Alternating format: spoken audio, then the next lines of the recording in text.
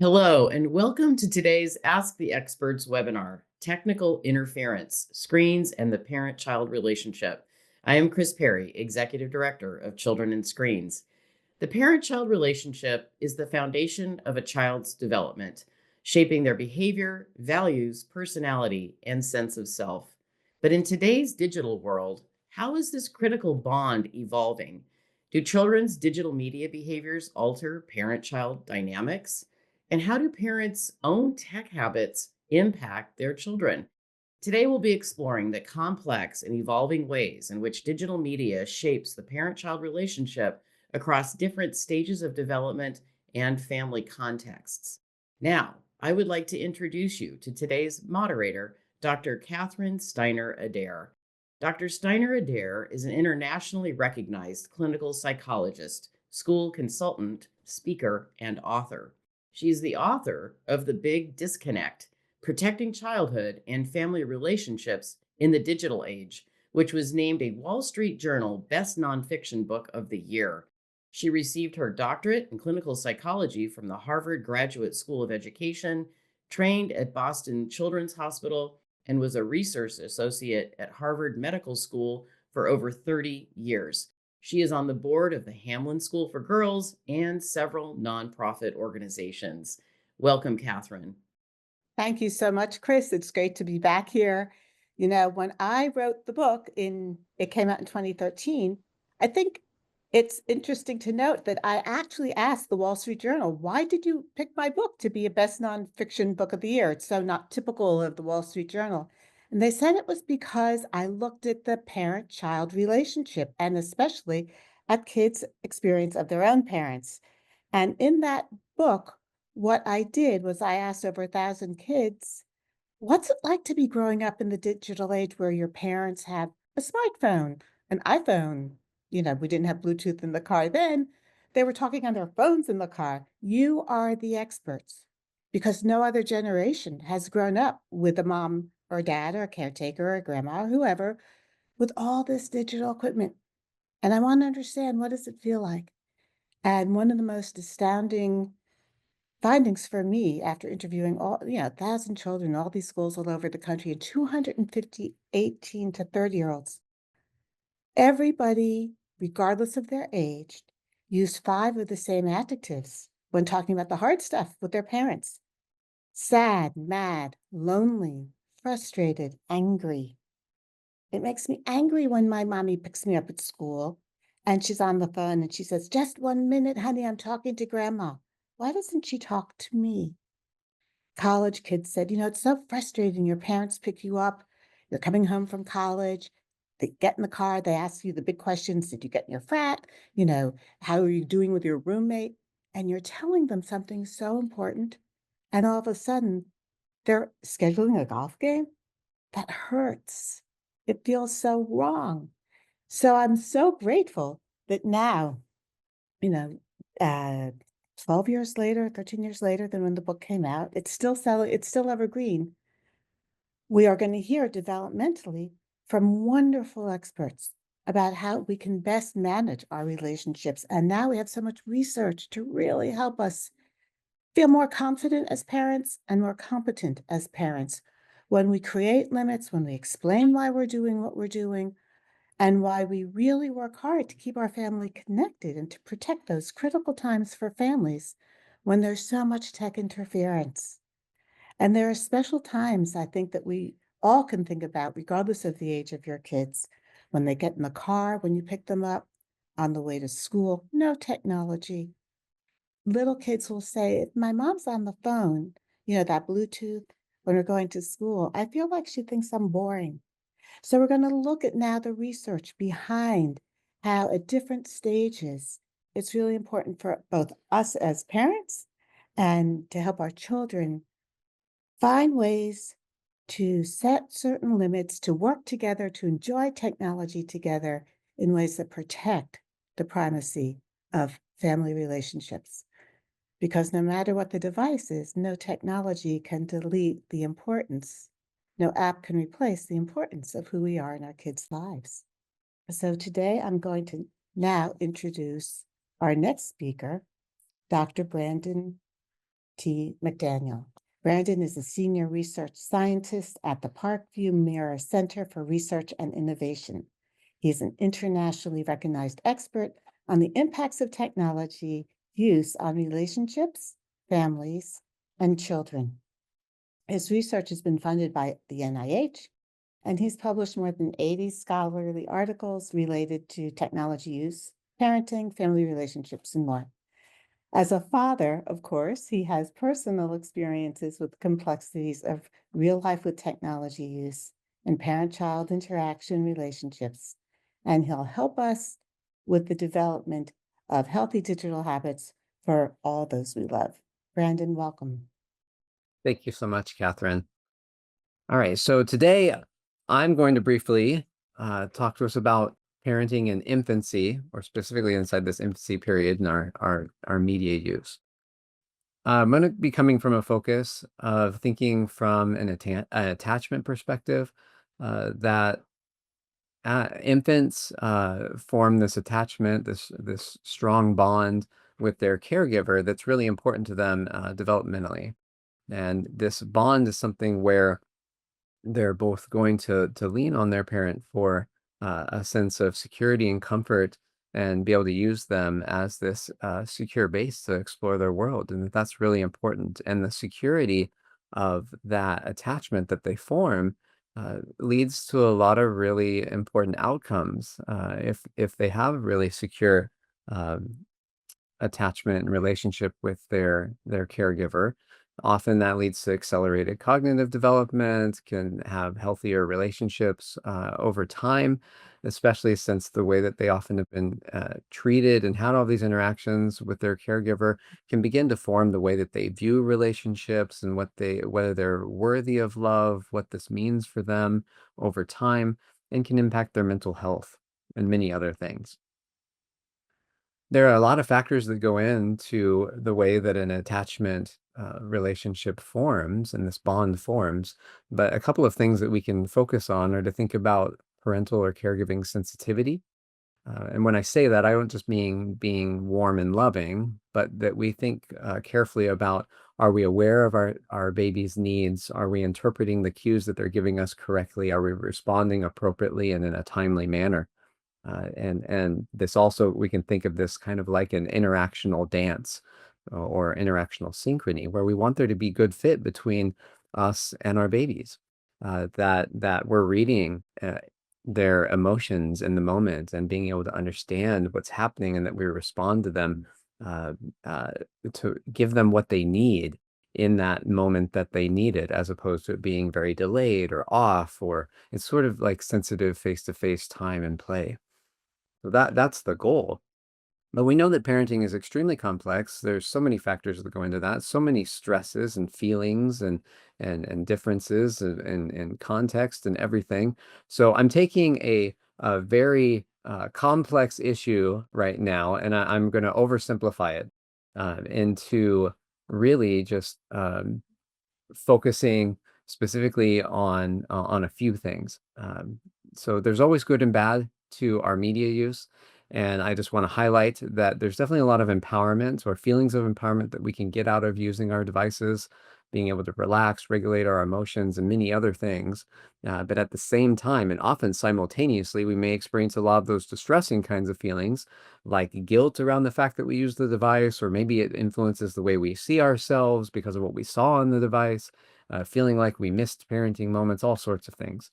So there's a lot of complexity there. Just know that you're in good company with all the rest of us, that many of us are feeling all of these things. Although we could talk about a lot of good things that come from our device use, I've been asked specifically today to focus on the negative side. So that's what I'm going to do, is thinking about the distractions that can come. And we can call this technoference if we would like, which is just technology and interference put together. This idea that our technology use and the interruptions and intrusions that can come from that and our face-to-face interactions, can produce a lot of, can lead to a lot of distraction. And it doesn't even have to be that you're quote unquote addicted or something like that, but our normative sorts of everyday use will just inherently lead to these kinds of interruptions, even if they're not really intentional sorts of interruptions. And if we just think from a distraction sort of framing here, we if we're distracted, that's going to cause a lot of these kinds of things of that we're less aware of our baby's cues, that we're more likely to misinterpret what's going on, where our responses are likely going to be delayed and so forth. It just kind of inherently will happen. In a similar way that it would happen with other sorts of distractions that have always existed across all time in parenting. The difference is that who and when and what time frame have we ever had in the world where we've had supercomputers, mini supercomputers in our pockets and hands that have been designed often to capture our attention and keep us coming back and get us absorbed in that use. And so we live in a different time now. And just to give a few examples, there's lots of different observations and experiments and surveys and research that have been done. But if we just look at this, we definitely see these sorts of impacts where if we're going from, let's say, free play with our baby or a toddler to then having the smartphone being present or being used by a mother back into free play, we'll see these kinds of things where there's this dip in responsiveness from the mother to the baby, or that we'll see a dip in the mother's sensitivity during infant feeding, or less cognitive growth fostering, which often deals with kind of intellectual stimulation that's happening with the baby, or the amount of focus time that they're giving to the baby. Again, none of it rocket science, but if we're thinking also less eye contact, fewer vocalizations, and then on the baby's side, we do see that they are noticing that this is happening because they also will increase their bids for their parents' attention, and sometimes even increase their, although not all the time, but sometimes increase their negative affect and fussiness around that. So what's it mean in the moment? Clearly, we become less aware of cues. We are slower to respond. These sorts of things, definitely in the moment. We get distracted. So in that specific moment, there might be some distraction. But what does that mean long term? That's still up in the air of what this is going to mean developmentally across years and years of children's development. If we're thinking specifically in the infancy period, if it's happening a lot, then that's clearly going to interrupt that interactional dance back and forth between our baby and ourselves, which could lead to some problems with their emotion development and being able to regulate their own emotions and their attachment relationship. However, taking this sort of negative view is not, it's too simplistic. Again, very limited time right now, but I do want to highlight just an example that there are many ways in which parents and mothers find a lot of value in that device use, and using it one moment can actually help them to be more emotionally available in other moments to their baby or child. So there's so much complexity here to this, but in the moment, yes, it causes some distraction. But I think what we can do then with this is that really we just need to realize first, it's normal. We're all normal. This is the world that we live in, and distractions are going to happen, and our devices are all around us. But what we should do then is not be overly critical of that, not too uber sensitive that we might get with this, but instead understand that not all use is bad. And instead we should be aware of it, be a bit more conscious and intentional with what we decide to do with it, which one of the ways we can do that is to begin to seek to understand the ways in which it's helpful to us and the ways in which it's not. Are there certain ways that you see that it really supports you? It helps. Why do you feel that way? Why do you feel good from that? And other ways that you're like, why do you end up feeling like that wasted time? Why do you end up feeling like that? Really didn't help in that moment, and it made you feel really unhappy with yourself. If you can begin to identify those things, then you can work on those, and you can start to lean more on the side of doing it in ways that are supportive to you. Often we can kind of summarize it like this, that when we're using it in ways that are supportive, when we feel like we're in control and we're doing things intentionally, and if it fits with our values and the way that we feel like we want to be as a parent, then often that's where you want to be. Some of the ways that you can start to do that, one of the easiest ways is to try to set clearer boundaries around yourself. So that might be thinking about screen-free times and zones. So during a specific time of the day, maybe if you feel like you really struggle from 3 to 5 p.m., or it could look like whatever it looks like in your situation, you might decide that's a time when my phone will live over there on the kitchen counter and I will not touch that. And I will be intentionally focused on my children, on my baby, on life in general, like that. Also, just understand that the way our devices have been designed, they are going to pull us in. We have them with us all the time, so we form a lot of really unconscious habits with them. That's actually the definition of a habit, is that it's unconscious. So we'll reach for things without even really thinking about it. So we have to do things that like, don't feel bad about having to do things to set up ways to make your use conscious again. It's so that might be setting limits in ways like using Android Digital Wellbeing or Apple Screen Time or other apps to set specific time limits on certain apps, or finding other kinds of apps. Like, I'm not getting paid by OneSec or anything like this, but this is a good example of an app where if you see what happens here, you try to click on the app, all of a sudden it pops up a screen and actually makes you think about whether you would want to get on that app at that time. So it starts to try to put it back into your consciousness and make a conscious choice about whether you want that. And that's really good, creating these little barriers like that where you can be a bit more intentional. So again, what's that mean? It's common. Please know it's normal. It's okay to have all of these conflicting feelings about it. And instead, begin to identify what really supports you, what feels like it doesn't, and lean a bit more on the side that supports you and try to make that happen a bit more, and set up barriers for yourself and feel okay with the fact that it's self-control often is not enough in today's age. It's okay to lean on other resources. So thank you very much.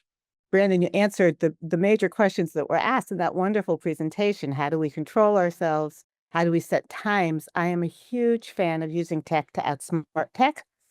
And other times that I certainly heard from children and were bedtime, bath time, in the car on the way to nursery school, when you pick me up, and don't walk in the door on your phone texting because you're not coming home, you're bringing work home, and that doesn't feel good.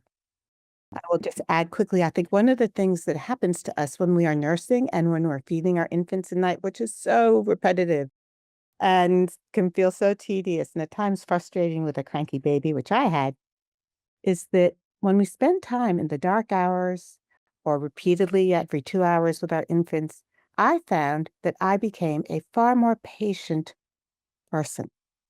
I felt that tuning into my baby actually taught me how to quiet my brain. And I wonder how, and when we'll get to do research on really how our attention, our ability for deep focus can get disrupted so easily with a new infant.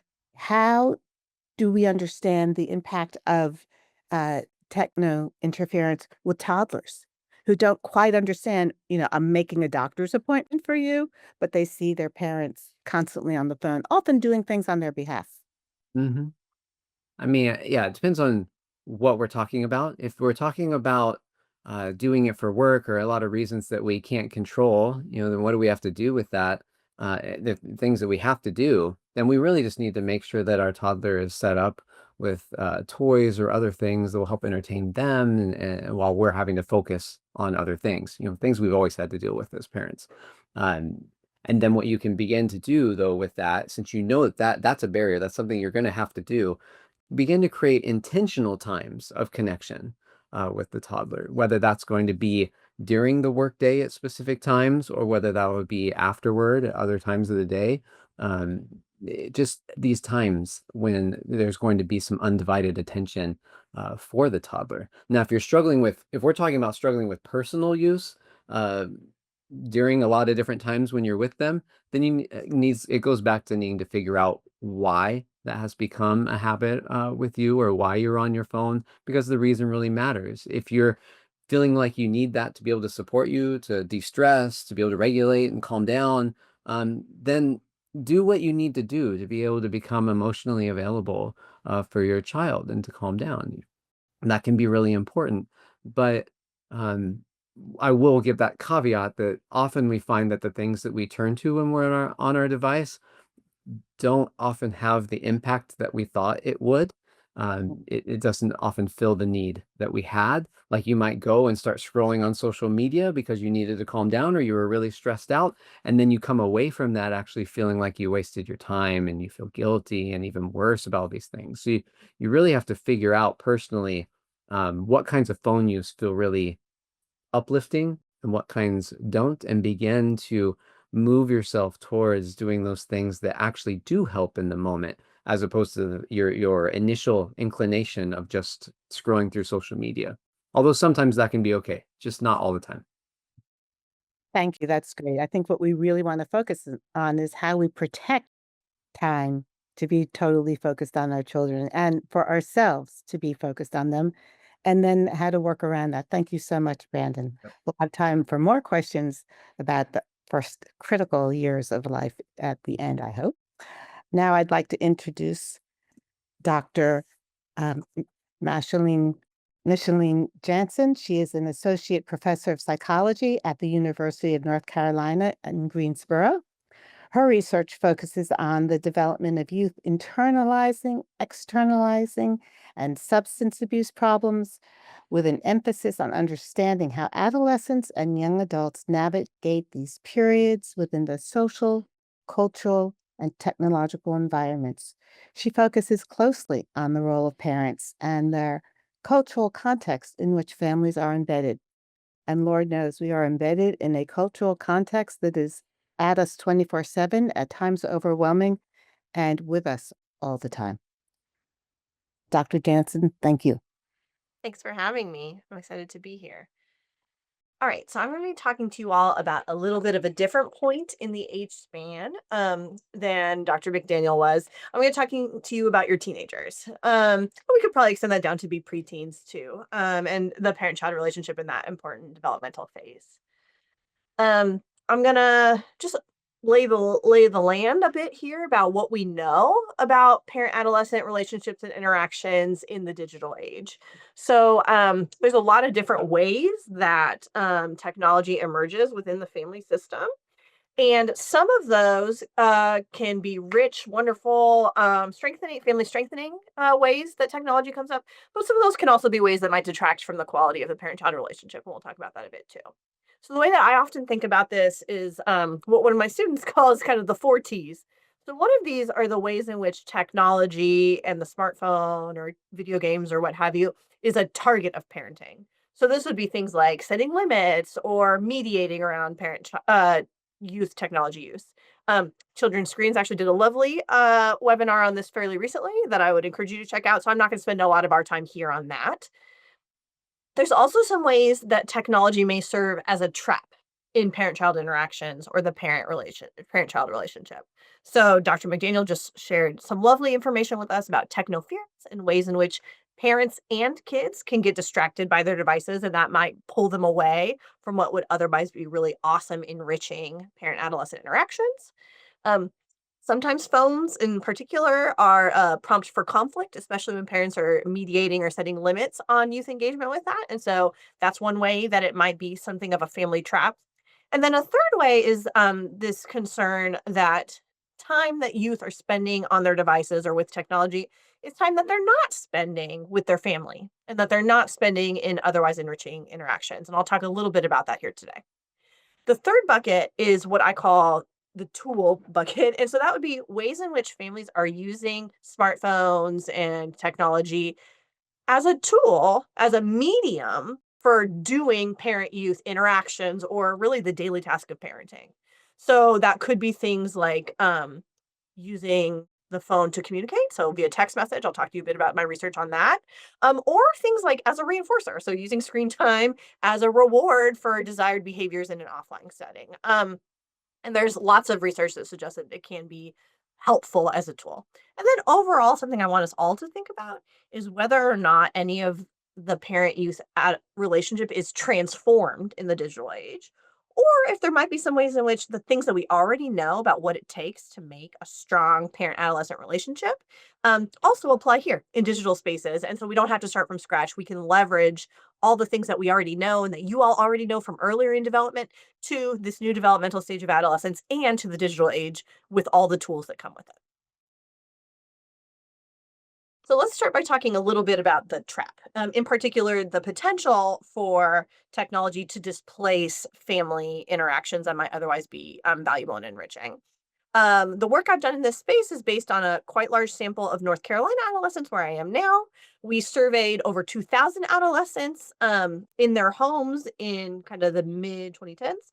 And then we followed up with a sample of 388 of them for what's called an ecological momentary assessment. So every day we pinged them 3 times on their phone to ask them questions about how they were engaging with technology and about things like their mental health symptoms and their perceived quality of parent-child interactions. We learned a lot from this, and this data is cool because it allows us to pull apart what might be differences between families.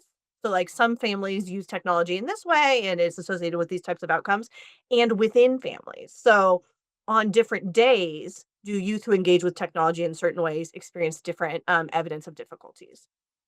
So we learned a lot here. The take home are that we do see some evidence of these cross sectional between family associations, such that we do see that those youth who report engaging more with digital technologies for a variety of purposes, they do tend to report experiencing more problems online that spill off into online spaces. So, for instance, maybe a conflict or an issue online that then ends up causing issues with their parent or with their peers in offline spaces.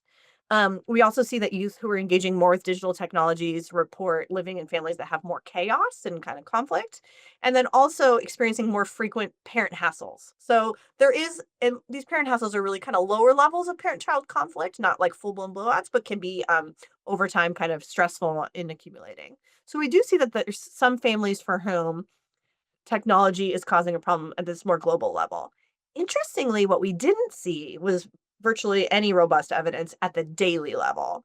So, days on which teens engaged more with technology didn't really tend to be days when they were spending less time with their families, which is interesting. So, it was actually somewhat against the detraction hypothesis. And we also didn't see that they reported having more parent hassles on those days that they were on technology more.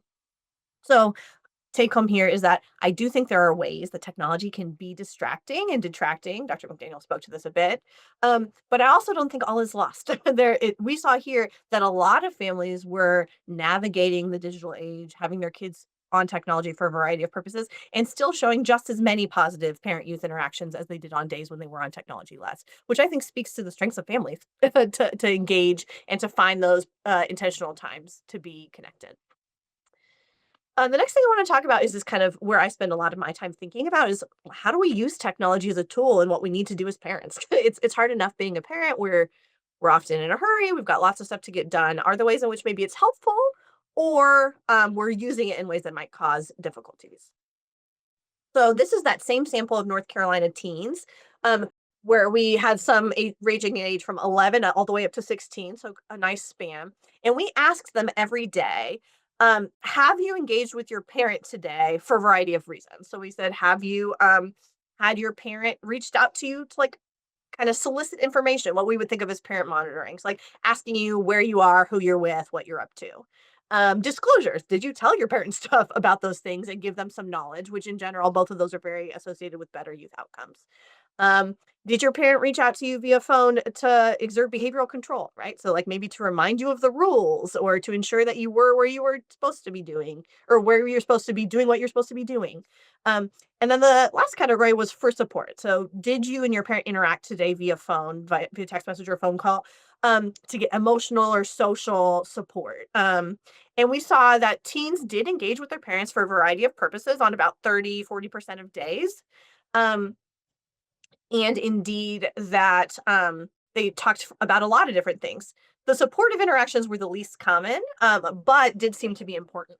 So what we saw here was that days with more digital contacts for any reason also tended to be days with more positive offline interactions with parents. So it really seemed like it didn't seem to be causing problems. It might even have been used as a means for connection. We also saw that adolescents who were struggling with mental health symptoms, so that would be things like worry and anxiety, depressive symptoms, the days when the youth who were experiencing more of those symptoms across the study period, so who were having a hard time with mental health, they actually reported using texts and calls more to seek out parent support. So the way I see that is that parents are meeting their children where they are, and they're trying to provide support to the kids who need it most. And the phone is one way to do that. Interestingly, we also saw that those parents whose kids were having a harder time with behavior problems, so like getting into trouble, those parents were exerting more behavioral control via phone. So again, they're finding ways to parent and do the things they need to do, like setting rules and reminding of consequences. That is a really effective strategy for kids with behavior problems. And the phone was one way that they were getting that done, and it seemed rather helpful in that sense. I don't know, I don't have a lot of time. Just briefly, we've also looked at this over age. So we saw, my team and I have coded like 30,000 parent late adolescent text messages. So this is at the transition to college, for traditional features of parent-child interaction. So things like solicitations and disclosures that I just mentioned to you. So kind of the checking in and monitoring, advice seeking and advice provision, support provision in more emotional senses. And we really have seen that the text messages are a really rich way for parents and late adolescents, at that transition to college, to stay connected even at a distance. So, parents reaching out to provide support when kids are stressed out with a roommate problem. It can be this in the moment ability to access support during times of stress seems to be one of the really neat things about this tool that we all have in our pockets to enable us to stay connected with our growing children as they're gaining more autonomy. Um, but with some supports and scaffolds from parents. I will say we did all this coding and we saw there were ways in which it seemed to be tied to a stronger parent youth relationship. So a lot of these codes were associated with perceiving parents as more supportive, but there were also some ways in which it seems like it could be autonomy inhibiting. So, especially in families that were really on the far end of texting a lot, um, like way, way, way more than everyone else, those kids did tend to perceive their parents as more intrusive or potentially autonomy inhibiting. So I think there's probably a sweet spot here, staying connected and doing the tasks of parenting, staying connected at a sweet spot that is appropriate developmentally. Thank you so much. That was fabulous, Dr. Jensen. I think we will have time for questions at the end about how um, that the audience has. Think I think one of the things that comes into my office as a therapist about what you just said is the tension between texting with your college bound children or your kids in college and answering their questions versus not always being there 24/7. So they develop more autonomy and independence. And I think that's one of those tricky things about how our kids can stay in touch with us 24/7. But we have to think about it. Is it always the best for their development? All righty. Well, moving on with their development and understanding children, we are now going to hear from Dr. Lara Wolfers. She is an assistant professor of digital lives at the Faculty of Psychology at the University of Basel. I just love that you have that uh, title, Professor of Digital Lives. Her research lies in the intersection of psychology and communication sciences, and she focuses on the effects of digital media use in the family, specifically the positive and negative impacts parent and child digital media has on well-being and family relationships. Laura obtained her PhD in communication science at the Leibniz Knowledge Media Research Center in Tübingen, Germany, and was an assistant professor of youth and media entertainment at the University of Amsterdam prior to her current appointment. Thank you so much, Dr. Wolfers, and welcome. Yeah, thanks so much for having me. So, yeah, I'm really happy to talk to you about now a little bit more specifically about parenting guilt and stress in the context of digital media use and the parent-child relationship. I want to start out with the observation that a lot of times when parents hear about media use, the messages parents get is that media use is something that's bad, that's not good for the parent-child relationship, but something that's rather worsening the parent-child relationship. So some examples you see here on screen, headlines conveying this message. Okay, media use is something that shouldn't be done. Media use is something that's bad. If we go on and then we'll look at, okay, based on these headlines, based off the messages and parents get, they form these ideals. Okay, how should we manage our child's screen time, and also how should we manage our own screen time? And then parents have these ideas, and we'll look at what they're actually doing. They're usually not following through. So I really like this quote by a qualitative study where they followed families for a longer time. And they say, we witnessed every single parent in the study willfully undermining his or her own rules and policies. So what seems to be kind of the norm is that you have ideas on how you want to manage your kids and also your own screen time, but you're not really following these ideas. You're not getting to your ideal situation. What happens if we are in the situation where you think media use is something that's bad, but then you don't really follow the ideals that you have in your mind? So this kind of sets the ground for guilt. Guilt is a negative emotion. It's something that you don't want to feel, and it usually comes up if you have a societal or a personal standard and you're not following this standard. As I said, guilt is a negative emotion. It's something you don't like to feel, and therefore it's something that can really motivate behavioral changes. So if you're feeling guilty because you used your phone, maybe the next time you want to use your phone, you will not do it because you don't want to feel guilty again. But if this behavioral change is not happening, so you're not changing your habits, you're still doing the same things, and also if guilt is felt in a situation where the behavior cannot be changed, so you cannot really change your media use, then guilt will act as a stressor. So you feel a lot of guilt, and this will raise a lot of stress, which is not something that is great, and I will talk about this in a second. Why is it so hard to change media use and change these behavioral patterns, also even if we feel guilty? I think we need to look at the motivations, and Brandon already talked about this a little bit, why parents are using screens. And we look at the different motivations. One of the most important ones seems to be that parents want to actually relieve stress. So parents, for example, tell us that they want to find social support when they're feeling alone, when they're feeling stressed and they need help. If they're feeling insecure, they use their phone to find parenting information. But also phones are really used to get a break, 5 minutes for yourself, so that you afterwards kind of had time to breathe and then focus on your child again, and also distract yourself when you're feeling stressed. Again, 5 minutes, and then kind of be able to focus, for example, on a conflict again. And we see similar motivations also for parents letting their children use screens more. So screens are used to calm their children, for example, if they're feeling very emotional or overwhelmed.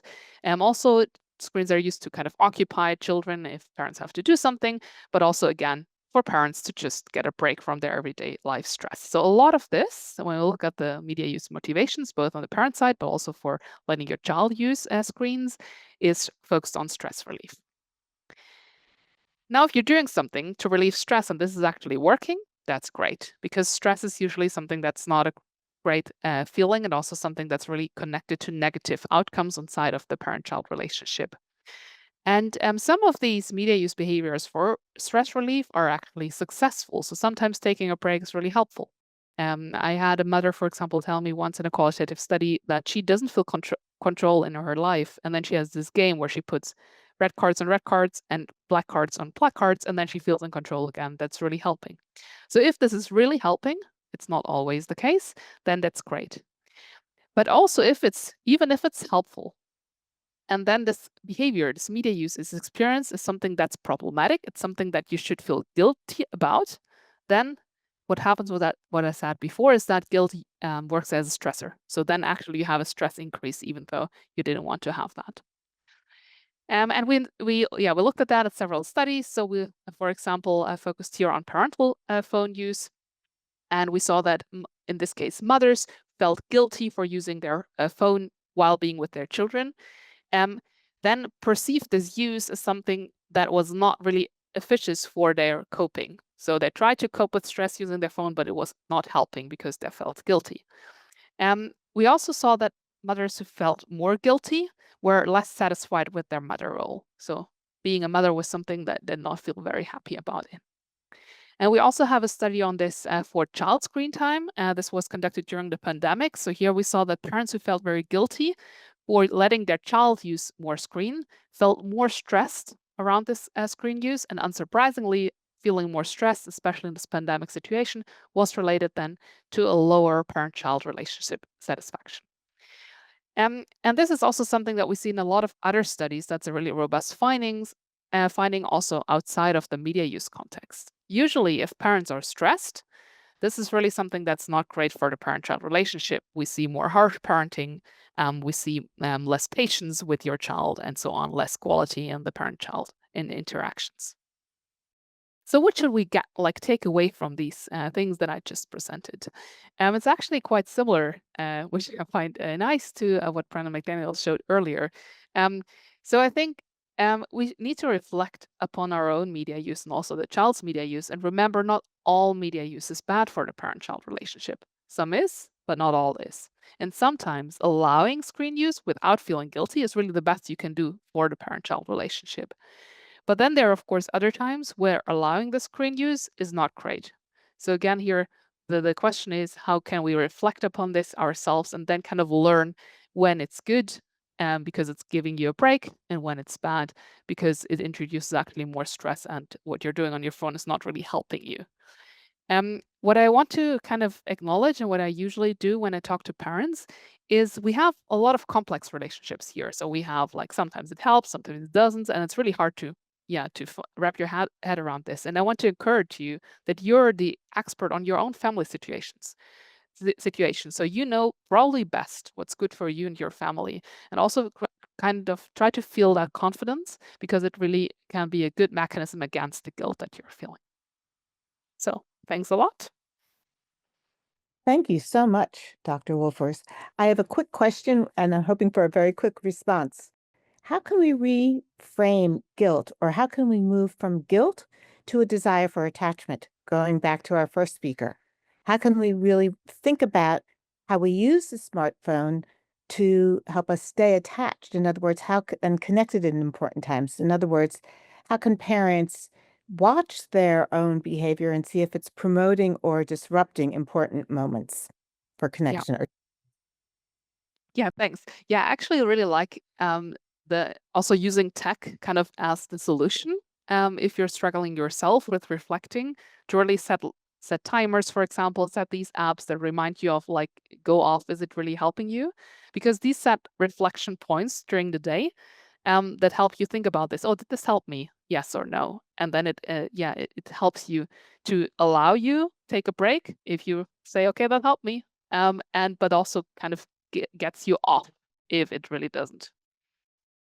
And how do we help ourselves know whether we're fooling ourselves because we love to shop in the middle of the night and it's actually making us maybe less stressed, but also feel bad about ourselves because the size isn't right for us or whatever it is? Those things I hear so often in my research. Um, and how do we help ourselves really ask deeply, is this serving my mental health and well-being as well as my connection to my child? Yeah, I think there's kind of no way around sitting down and reflecting deeply, because I think the science that we see is that sometimes it's helping, sometimes it's not, and there are a lot of factors impacting that. Um, that's why I also think that's important to really acknowledge that people probably know themselves best. And that's very hard to kind of find this balance. But maybe taking a break once, like a week, for example, and then seeing where it takes you could also be a nice way to try that out. Kids say taking a break on a class trip for 5 days or going to camp is by far the most healing and helpful way to reflect on their own tech use.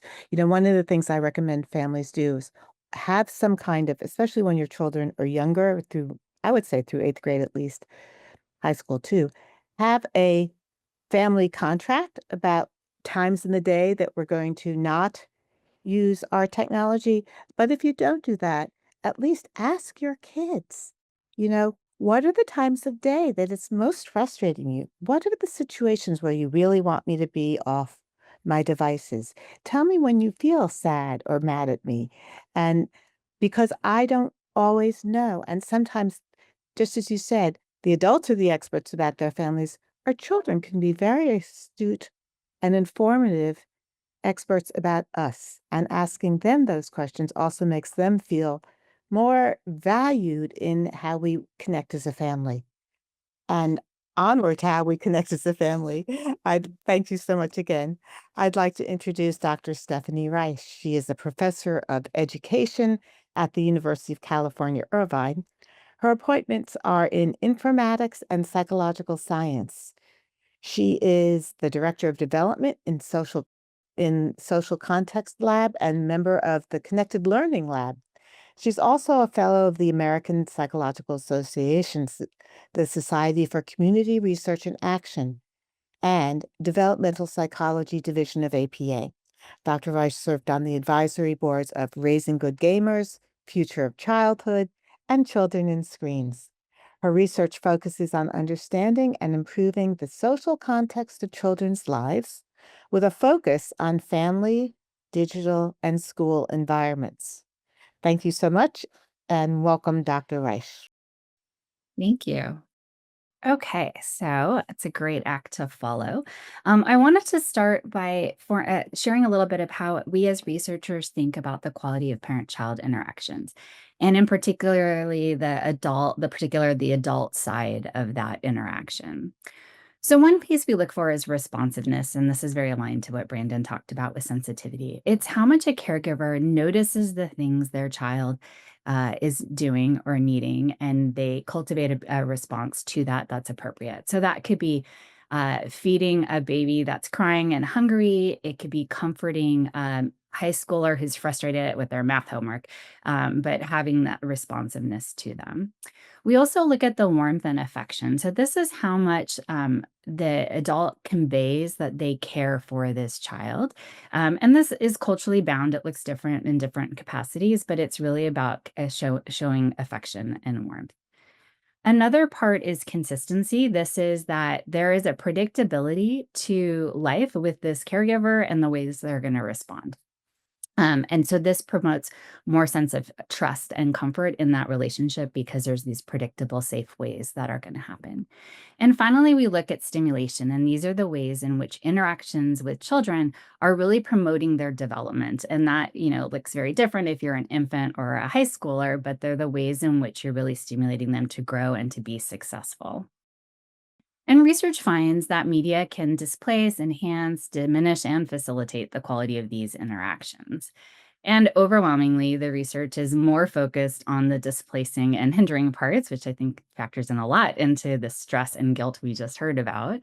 And so these are things like technoference, the oversharing online, conflict related to what you're doing, how you're doing, discontinuing use, and limiting and displacing interactions for parent-child interactions in those ways.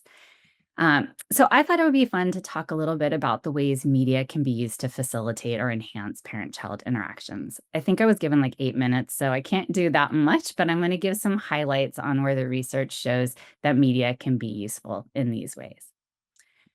So one is through co-use or play or joint media engagement. And this is not like just sitting side by side watching television together. This is interacting if you're watching TV together or playing games or using media together.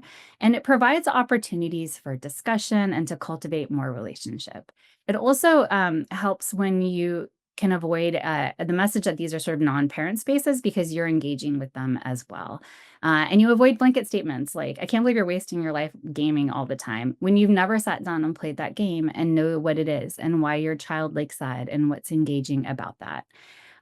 So for example, I have a 14-year-old and Snapchat is very popular with his peer group. And while I could make disparaging comments about how many snaps he's fired off in our very short car ride, I instead am trying to have ways to have conversations about Snapchat and why he likes it. So this past weekend, we looked at the different Snapchat filters. We talked about why these were the filters. We talked about who sends stuff. He snapped some of them to his friends. And so it opened the door for us having this conversation through this co-use of Snapchat. There are also concerns about the media sucking people into two different devices, not interacting together. But as Mikey really presented, you can see the ways in which text and technology can facilitate communication. So here are two screen captures that will convey aspects of high quality parent-child interactions. So on the left, you have a child who is stressed about an exam. You have a caregiver who notices that, responds to that with some advice, conveys some like love and affection and caring, while also stimulating some ideas on how to cope with that.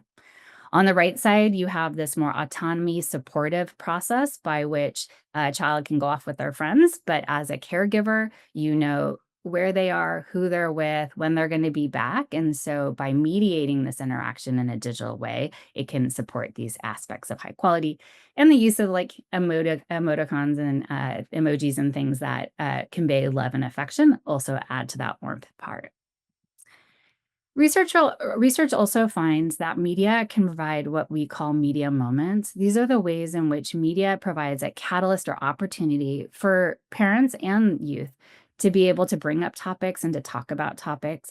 It's been most well studied around mental health and suicidality and depression, as well as gender identity and sexual orientation, where it creates a space to have these conversations that may not have been easy to bring up or have without the media help.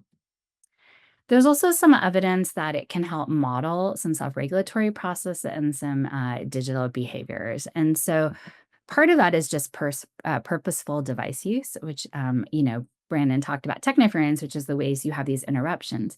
It's a different process when you proactively use that and convey why you're using media and vocalize that use. It's not like a suck-in. It's a proactive, hey, sweetheart, I'm really interested in hearing the story. I have to answer this phone call, but then I'll be right there. Or I have to do a few things for work, and then we can sit down and do this. And then that thoughtfulness is also modeling to youth that they should be more thoughtful in what they're using. Similarly, this happens with posting on social media. In a study that we did with middle schoolers, we found that when the middle schoolers reported that their parents asked their permission before posting about them, they were more likely to ask permission of others and to be more thoughtful about what they were posting. And so this parents sharing online, has this piece of needing a youth contribution to it as well. There's ways in which using media together can promote more critical discussions and thinking about media. So, I'm a media researcher, so our family movie nights are sometimes documentaries, but they open the conversation about understanding algorithms and commercial aspects. We talk a lot about their feeds and what's push content to kids and why they're seeing what they're seeing. Sharing social media, following your youth on social media, see what they're doing. These all provide ways to have these discussions and to be involved. And there are playful ways. So I thought I would share a brief story of a trip that my family took to Hawaii following the COVID-19 pandemic. As soon as we were able to travel again, we went to Hawaii, so did lots of other families. And not surprisingly, while we were there, we saw a lot of people posing on the beach for social media posts. And we started to notice that they were using some of the same poses. It was kind of predictable of where we saw it. And as we're waiting to go in the water because someone's taking a picture, we started joking around about these poses and then looking online for examples and then pointing to people on the beach that were doing those. And then we had the creative idea that the kids should pose their father in all these same poses. So this is our photo montage of our trip with their dad in all the influencer positions we had seen. And while it was quite popular with his Instagram followers as well as the kids, what it facilitated was this conversation about why these images, what does it mean? It provided a playfulness. And what we noticed afterwards was that our daughter would bring us pictures. She was seeing online, she would talk about stuff, and it sort of opened the door to having more critical conversations around social media. To be clear, families are different. They have different structures and compositions, different number of people. They might go live in multiple physical locations or households. Children have different ages and needs within those households. Families have different resources and supports, and all have different contextual stressors and structural barriers. And we know that those are highly predictive of media habits. But the trick is to try to find ways that media could enhance these parent-child interaction qualities. or enhance these interactions. So one is that displacement is not always bad, right? And this has been talked about by all three people before me. Sometimes you just need a break as a caregiver. And if you have a break and are less stressed and less overwhelmed, you are more high quality in caregiving afterwards. So purposeful breaks, where you give a device to a child, you let them go do something else, can be beneficial. It can also buffer children if you're having, a conflict in the environment and their attention is elsewhere. It enables them to go elsewhere, and you can still reach them.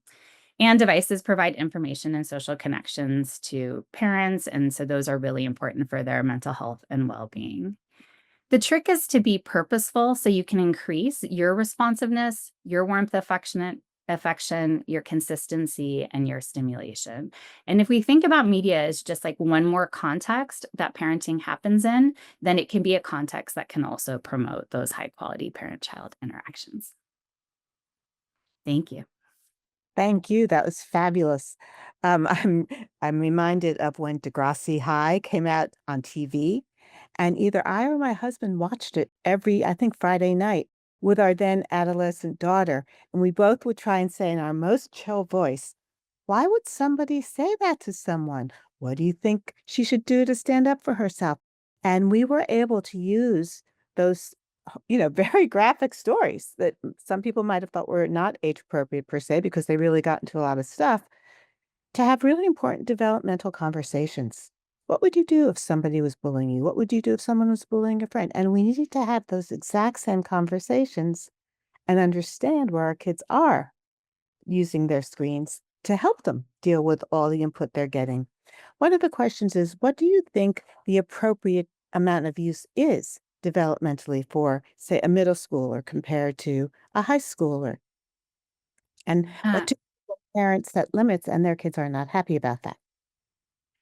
Yeah, so I don't think there's I mean, obviously, like professional organizations make blanket rules, but I don't really feel that there is a hard and fast rule for how much. It's much more about knowing your child and their reactions to stuff, what kinds of things they're using, when they're using them, who are they using it with, what are they not doing instead, right? And so ideally, it's a scaffolded process where access does increase with age and more autonomy with age. So it's more appropriate in those ways. But to have really consistent rules within families and expectations, right? Because consistency is so important in that relationship, will facilitate it. So you might have a child who is very excitable by media. They can't sleep, like they, really get wound up. You wouldn't want them engaging with things right before bed or at certain times before they're about to go to school, right? But it would be okay, like on the weekends or on a Saturday, right? So it should be more tailored than just a blanket like screen time rule. And to add to that, screen time is really, when you think about the time, is really a displacement. Like, what are kids not doing when they're on screens? Then understanding what they're doing on the screens with who, why, what instead of. And so the time limit alone is not enough just to think about. This is to everybody. As we switch into a group discussion, at any developmental stage, how can a parent repair their parent-child relationship after it's been damaged by too much screen time? When you become self-aware and realize you have been on your screen too much, your kids are on their screens too much, how do we reboot and reset as families? I mean, I can dive in quickly and then others can add on. I mean, I think it's really important to have these open, honest conversations with our children, thinking about their ages too. So if we're thinking about babies or toddlers or little children, then our conversation may not be that large of a conversation. It's more us needing to change our own habits, and just talk to them about how we want to spend time with you and we want to enjoy our time together and look at these fun things that we could do, and you can think about it from that type of perspective. But when we get into the older ages where they can begin to come up with their own ideas around these things and have really strong feelings around it, then it really does have to be that kind of mutual conversation about what it is you want to have in your family. What kinds of connections do you want to have? How do you feel loved? What do you enjoy most? Like, what are these things that we can do together in our family that make us be the best that we can be, and have kind of this mutual decisions making around that. Sometimes you'll have to make some decisions that are difficult and that they may not like in the end, but explaining those reasons behind those things are really important. Anyway, I know others will have much more to add to that too. Anybody else want to hop in? I think I would mostly agree with what Brennan just said. It's mostly about talking, and I would actually encourage parents also to talk to their not that old children already. I think already 3-year-olds can really understand what a screen is, and they know that they sometimes like to use screens longer than they intended to.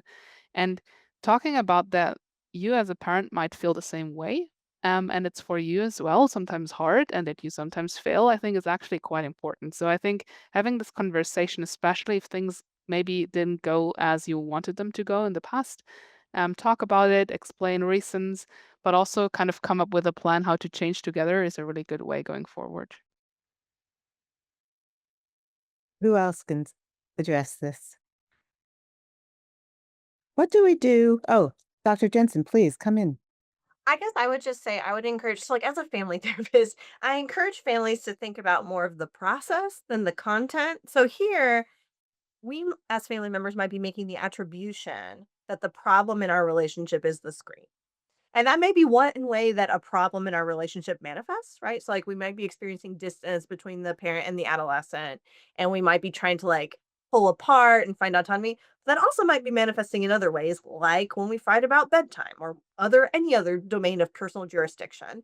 And so, I just encourage families to think about we actually need to fix that process. We need to get closer together. We need to find ways to join and to increase our communication, to lean into our relationship. And one way might be by putting away our phones. But actually, like the phone is probably not going to fix the core problem there. It's one symptom, but it's like the relationship itself might be strengthened by setting the phone aside. But there's other ways that we probably are going to need to do that work too. I don't want us to over attribute all of our problems to the screen. That's probably just one way that a problem is manifesting. Terrific. As a family therapist, also, I'm very sensitive and tuned into the following question is what do you do first when you have parents who don't agree? One who is really, not concerned with tech time, and the other person who really thinks as a family and certainly as a couple, we're on screens too much. I have a follow-up question. Who wants to speak to that? I'll speak a little bit to that. As a family researcher, we do a lot on co-parenting. So co-parenting is a really robust area of research where parents really need to have communication skills. They have to find ways to support each other and not undermine each other, especially in front of children. And they should be aligned on the rules. And so it's a challenge, but it's a challenge that really needs to happen outside the interactions with the child. It's the people who are co-parenting, and that can be couples, it could be multi-generational. It's whoever is responsible for taking care of this child or children. They have to get on the same page, and those conversations have to be really explicit. And they shouldn't just be about media. There's lots of like that conversation should be around co-parenting. Media should be one piece of that. And that communication between caregivers is what really matters, versus like, I know your dad lets you blah, blah, blah, but with me, you can't do that. That's a stressor on the child. And so the advice is talk to each other. That part's super, super important, and don't use the child in that conflict. The other follow-up question, and I think what you said about don't engage the child in the conflict, don't do it in front of the child, is the question what to do when children are in two different households that have different rules. Can you address that, Stephanie? Yeah, it's still the same process, right? And in fact, the research on co-parenting first emerged the bulk of it from people who are parenting from different households. So that communication, those same mechanisms are still really important. But sometimes there's conflict between people, and that's why they're in separate households.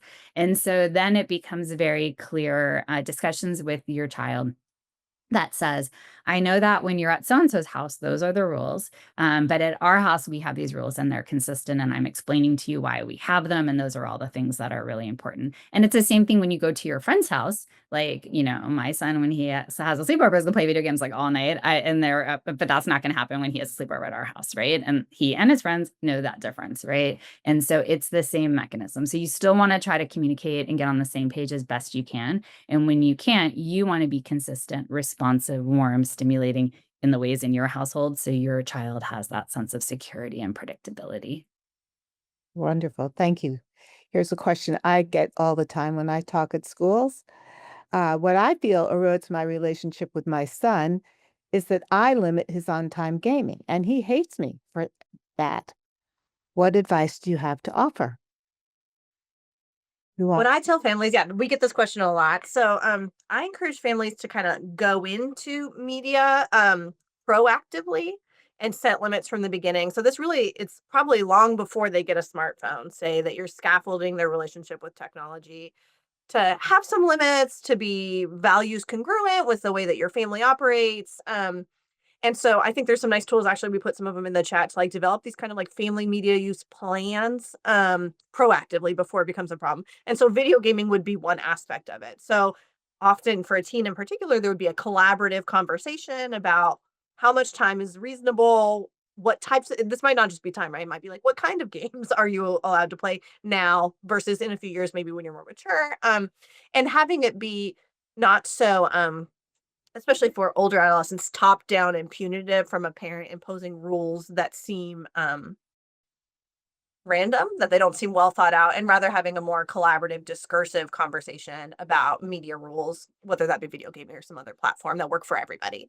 Because even teens will, for the most part, acknowledge like that there is some limit that needs to be set, and if they can be kind of involved in that rule generation, they can have more buy-in. anybody else? One of the things I found very helpful when you have a kid who dysregulates horribly, when you pull them away from gaming or say, can't come to dinner on time or can't get off, is to really show them the research and look at the research that we have about the impact of technology on your attention and your mood, and really let them in a safe space where you're not judging them, but you're really trying to talk honestly about how why it's so hard to get off, and also especially why they get so angry and how technology is designed to keep them engaged and to dysregulate. So that gets to my next question, which is what's the best way to teach kids about tech so that they feel empowered to use it on their own behalf and to get wiser about ways in which it does create interference both in their relationships with their parents, but also in general? I mean, I can just talk. One thing I could add on here is just having these regular conversations at times that even technology is not happening. That's not. I would just advise parents. Often it is not best to be having these conversations in the moment when this dysregulated behavior is happening, or they're wanting to go on that screen at that moment, or other things like that. Uh, if we can have these broader conversations, well, I think one of the ways that we can help our children and our teens is to be having these broader conversations with them about who it is that they want to be. Um, who is it that they want to be? What kinds of behaviors do they want to engage in? How do they want people to see them?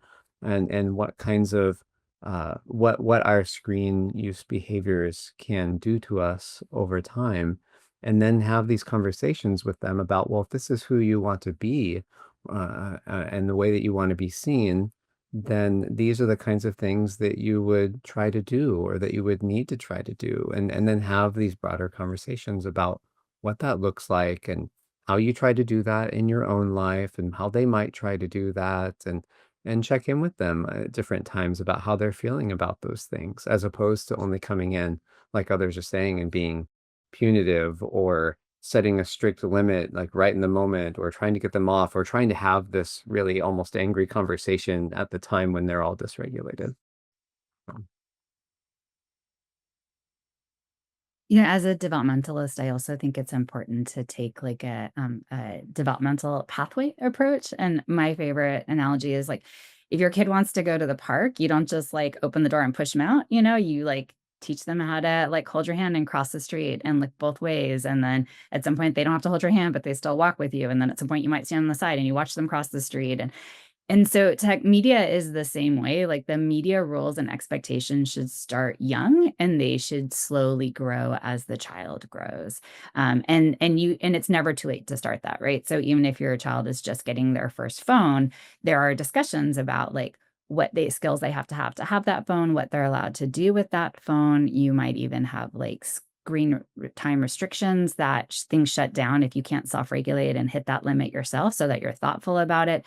But we have to think about not just in this moment, we're going to have conflict and have these rules suddenly, but that it's a developmental process. And wherever your child is now, you should think about where you are now and where you want to head to, so that when they're 18 and they're an adult and have no more restrictions or adults on them because they're off at college or off in life, that they will be functional adults on their devices. And so I think taking a developmental growth model with that will help a lot. Thank you. Anybody else? Yeah, maybe one thing, because I notice that often parents say, well, how should I teach something that I don't know how to do myself? Which is, I'm so bad at regulating my own use. How should I teach my child now to regulate? And I think that's a real problem. That's really hard to solve. So I first want to really acknowledge that that's really hard. Um, and I think then kind of going the process with them. So not only talking about that like your child's screen use and screen time limits, but at the same time also thinking about your own media use and setting limits in the same way as you would do for your child. Maybe of course a little bit more age appropriate might be a good way to deal with it.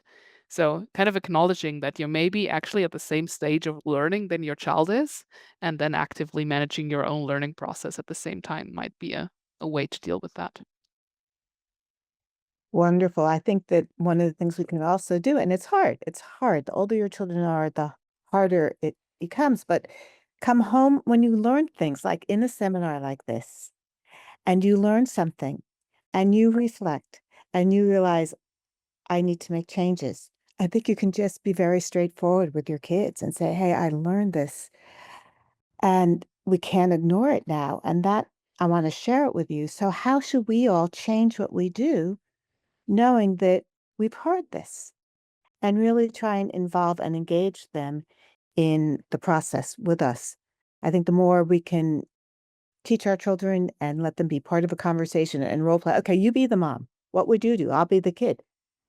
And that's a really fun way to help them realize, ooh, okay, maybe I should go along with it. So another very important question that everybody's concerned about are, what are the signs that we should look for as adults that indicate screen time is negatively affecting our children? Let's do the developmental run. Either we can go start with the babies or start with the adolescents. Who wants to dive in here? You can start. We can start with the babies. I mean, that's a difficult question because I mean, first you'd have to know what's going on with your baby and whether there's other things that are involved. But I think when we're thinking about the very early on in infancy, we really have to think a lot about ourselves, um, and our own behaviors, since we're thinking about that interactional synchrony and that responsiveness that we have to the baby and how important that is. Since if we think about um, an infant's abilities to be able to regulate their own behavior and emotions, that they can't do that very well. Or often like or almost at all right in the beginning, and they have to learn that over time. And so how do we know? Uh, we need to take a close look at our own behavior and see, there's no magic number, there's no magic amount of time. Again, it's really viewing ourselves as the experts of what are we seeing happen in our own situation. But we should be trying to find that balance to where we are giving our babies more attention than we're giving our devices, especially since very early on they can't regulate their own emotions and behavior. They need that co-regulation and interaction and being held and soothed by their parent or caregiver, to be able to learn those things over time. So we'll have to focus on ourselves. I think when we think about the impacts, I think the early childhood space, we're getting a better picture on this, on impacts. And I think for the older ones, it's harder. In our own research, we find that when mothers and fathers give a device to a kid, a baby starting at 9 months of age to calm or distract them, because it's a great tool at the moment, right? Because it really calms them. It deprives the children of that opportunity to learn to self-regulate their own emotions, right? Because it's such a high distractor. They're not being held, they're not being cuddled, they're not being talked to, all these things. And so what we see is that those behaviors over the first 24 months predicts more behavior problems, moving on into like 30 months in the toddler year. So we view that more of these things are starting to show clear displacement. Same with language development. When devices are on, especially television, there's just less language directed towards kids in the environment. They play less, right? So those kinds of displacement things are a piece of it. And so I think there's ideas around why you're using technology with young kids. And is it purposeful, or is it just in the moment, a quick, easy thing that might be really displacing something important? That's an important piece to it. I think as children get older, a lot of parents don't recognize the space. So like a lot of conflict around devices going away, or concerns around like game addiction, right? Parents are like, I don't know what happened. Like we bought the game and then now it's like fights all the time, and they forget about everything that happened as you got to that space. And so I think it's really about having those conversations, those norm settings, and being aware when you're tipping the balance into having more problems and trying to reset before it's extreme, moving forward. But the impacts in older ages of devices are not clear, because they then become much more about what you're doing on the devices. When early childhood, it's just much more about what you're not doing while you're on those devices. Wonderful. Other folks want to chime in here? It's such a great question.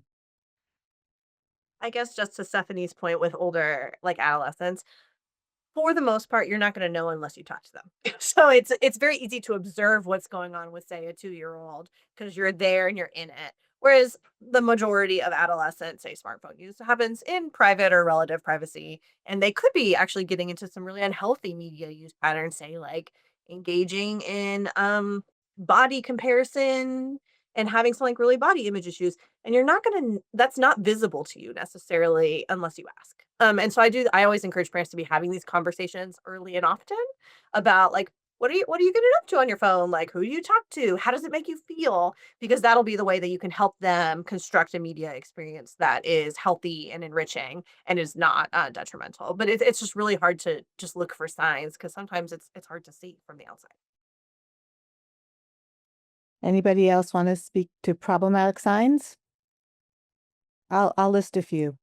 When your child repeatedly cannot disengage from tech after about 20 minutes, it really helps to understand the wiring of a younger kid, an elementary school age kid.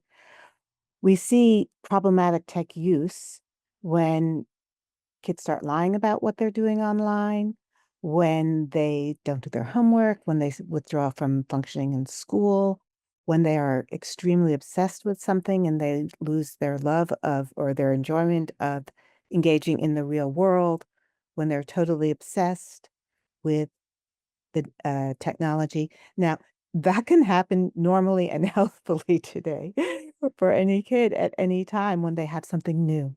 So it's really about their behavior over time. And when you feel like you are losing them to the siren call of the screen, get help. Talk to somebody.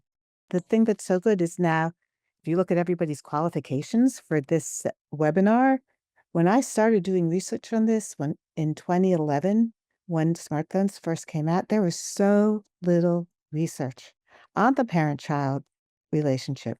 And now what's so fabulous is that we have a lot of research and a lot of people who are therapists in this field. So let me go to another question, which is, what do we do when the conversations about things not going well are just flat? Our kids won't engage. They're mad at us. They do not see us as coming towards them in a helpful way, but rather a controlling way, an infuriating way. What do we do then?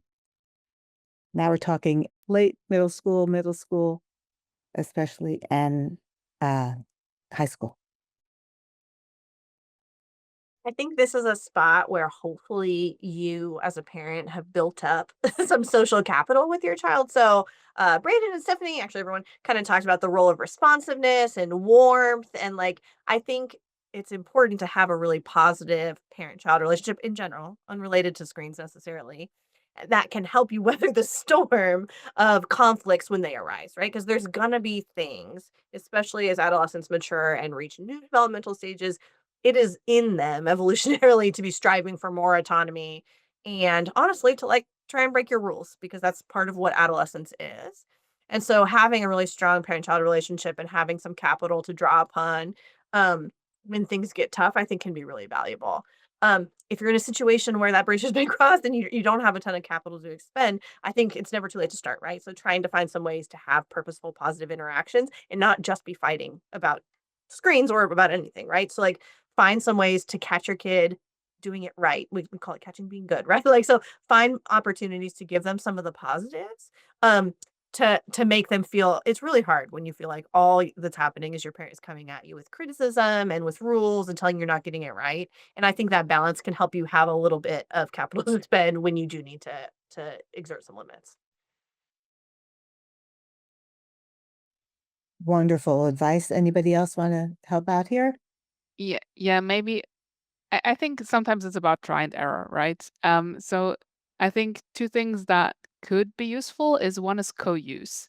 So if your child is doing something which you think like, I don't know, playing a lot of video games and you think that's far too much, maybe starting playing with them and understanding it better will also make them more open to your opinion on this because they might feel you have no idea what you're talking about, but once you start actually playing with them and trying to understand what this is about, they may also value your opinion on this more.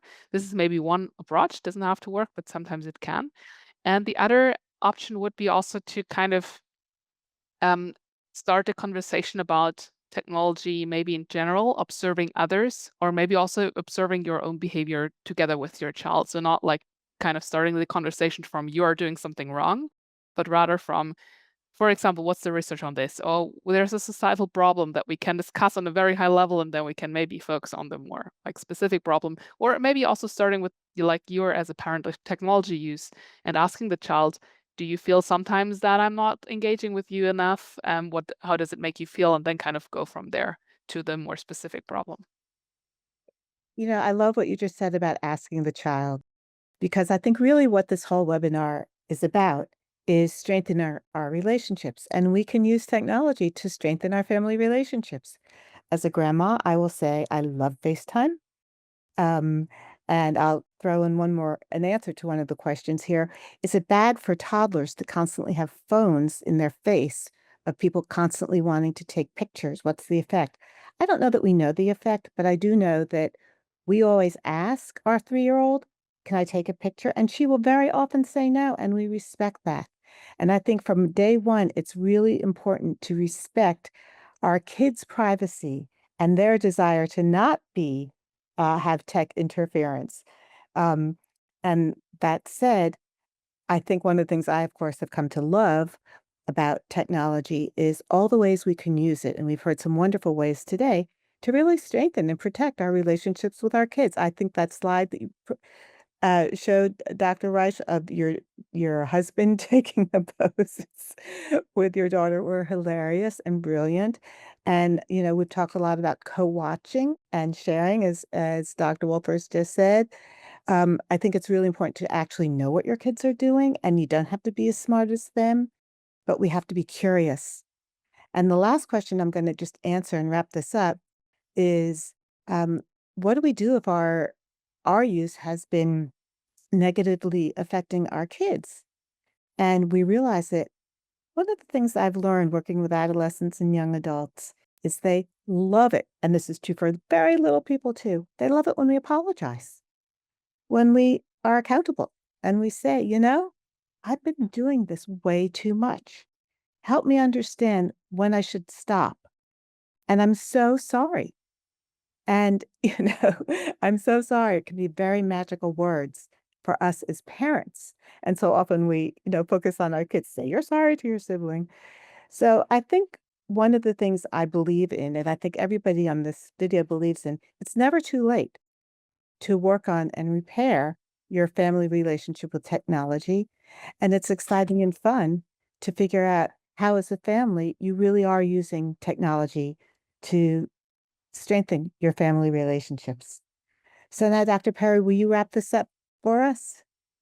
And I want to just thank everybody. This has been really wonderful. We've had the highest um, participation rate on this webinar than I think most webinars, and certainly all the other ones I've been on. So this is a really exciting moment because we have this panel of experts who can really share with us actual research. Thank you all very much for tuning in, especially those who tuned in from overseas at odd hours. We really appreciate it. Thank you, Catherine, and the entire panel for the thoughtful discussion on how digital media use can affect parent-child dynamics. I hope you've learned helpful tips on how to strengthen this important bond in an increasingly digital world. If you are interested in learning more about digital parenting strategies more broadly, we encourage you to check out our February webinar, Win-Win Parenting: Child Safety, Autonomy, and Family Harmony in the Digital Age. It can be found on YouTube and our website. If you found today's webinar insightful, help us keep the conversation going. Your donation supports future Ask the Experts webinars. Just scan the QR code on the screen or visit childrenandscreens.org to give. Thank you.